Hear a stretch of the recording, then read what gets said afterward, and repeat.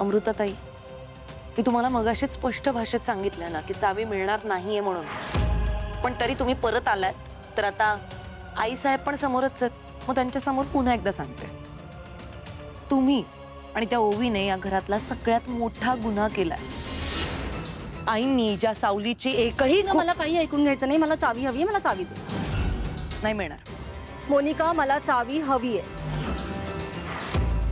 आई साहेब इथेच बसल्यात, जर त्यांनी परमिशन दिली तर मी चावी दे।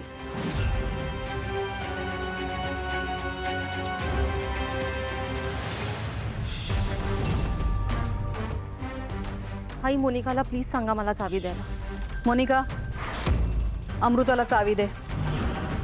आई, हो असं कसं करताय तुम्ही? हे बघा, पुन्हा एकदा व्यवस्थित विचार करा। या दोघींनी मिळून तुमचा शब्द मोडलाय, तुमचा नियम मोडलाय। तुम्ही जर आता यांच्या गोडगोड बोलण्यामध्ये येऊन लगेच चावी देऊन टाकाल ना, तर नेक्स्ट टाइम पासून कोणीच तुमचा शब्द पाळणार नाही, कोणीच नियम पाळणार नाही, आणि मग या घरात कोणी उठसूट काही करायचं ते करेल, कुठलाही नियम तोडेल। नियम? कोणते ग नियम? आई सांगा ना। एवढूशा जीवाला तिने एका खोलीत डांबून ठेवलंय, तिला वाटेल तसं वागवते ही बाई, हे आपल्या घरचे नियम आहेत? सांगा ना आई। आणि तिचा गुन्हा काय, तर ती गाणं गाते। आई, गाणं हा देवाचा शब्द आहे, देवाची भाषा आहे, एक पवित्र कला आहे गाणं म्हणजे। सॉरी, पण आपल्या घरातलं पावित्र्य तुम्हीच एकदा नष्ट करायचा प्रयत्न केला। अमृता, आई प्लीज मला बोलू द्या, तुम्हाला माझाच ऐकून घ्यावंच लागलं। आणि तेच पावित्र्य ओवी आज तिच्या सुरातून आपल्या घरात पुन्हा आणायचा प्रयत्न करते, आणि तुम्ही तिलाच गुन्हेगार ठरवता, तिलाच शिक्षा देताय। मला नाही पटत हे।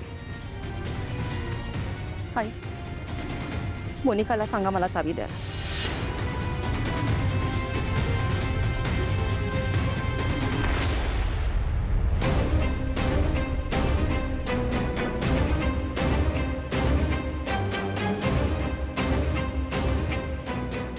आई प्लीज।